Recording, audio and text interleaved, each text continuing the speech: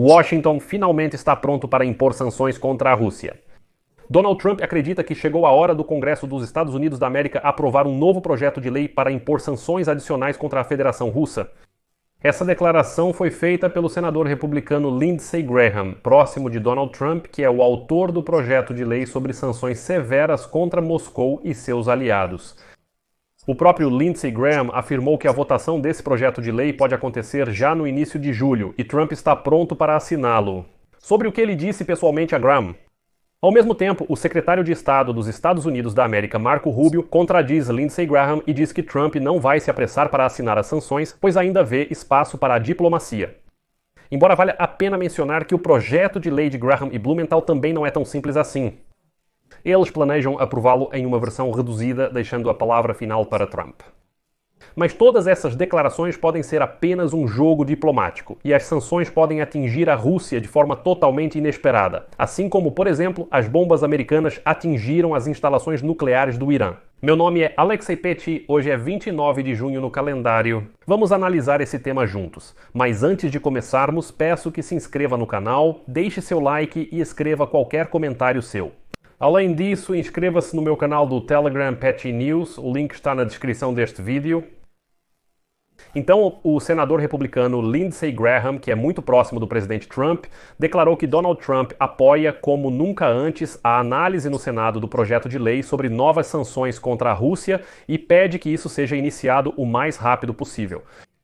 O senador Graham, que é coautor desse projeto de lei, declarou isso ao vivo. Segundo Lindsey Graham, o próprio Trump confirmou isso a ele durante uma partida de golfe no sábado, o que mais uma vez confirma a proximidade de Graham com Trump. De acordo com o projeto de lei, todos os países que compram petróleo e gás, não só da Rússia, e não ajudam a Ucrânia, receberão tarifas de 500% dos Estados Unidos. Os maiores compradores de petróleo russo atualmente são a China e a Índia, e o impacto principal será justamente sobre eles.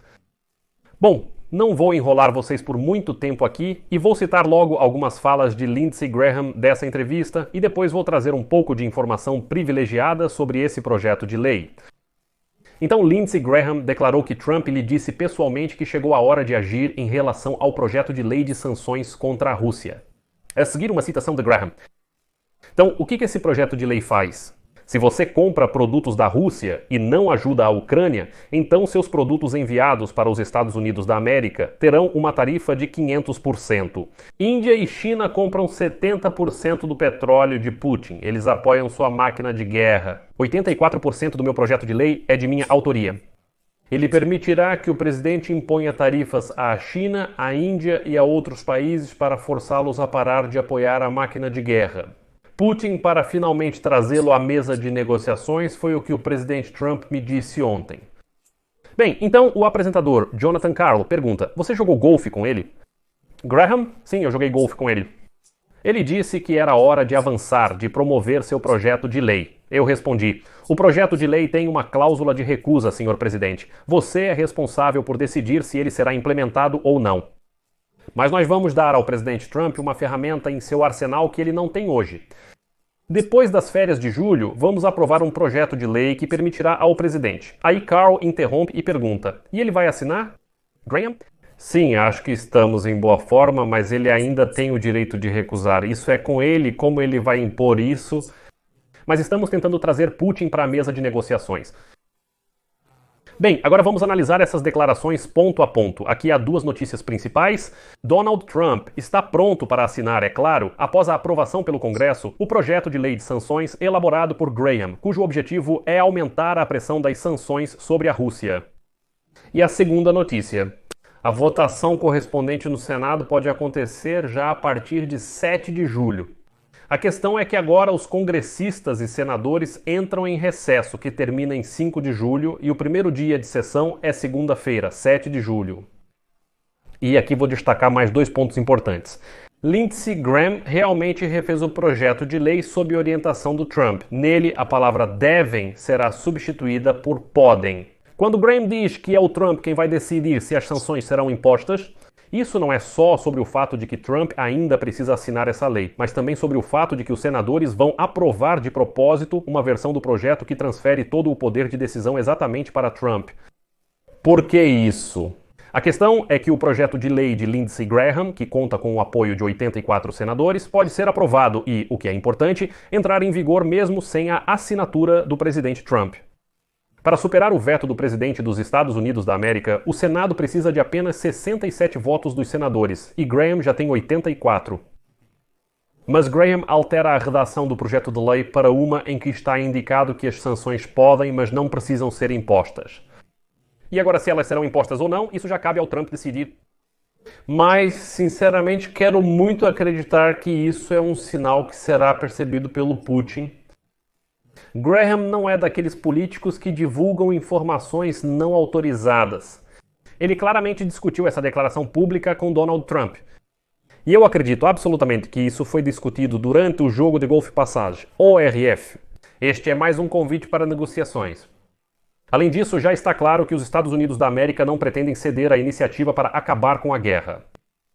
E lembrem-se, Putin, dias atrás, despejou informações de que após a troca seria necessário realizar uma terceira rodada de negociações. Depois dessa entrevista, agora isso parece uma imposição para conversar, e não, como diz Putin, um gesto de boa vontade.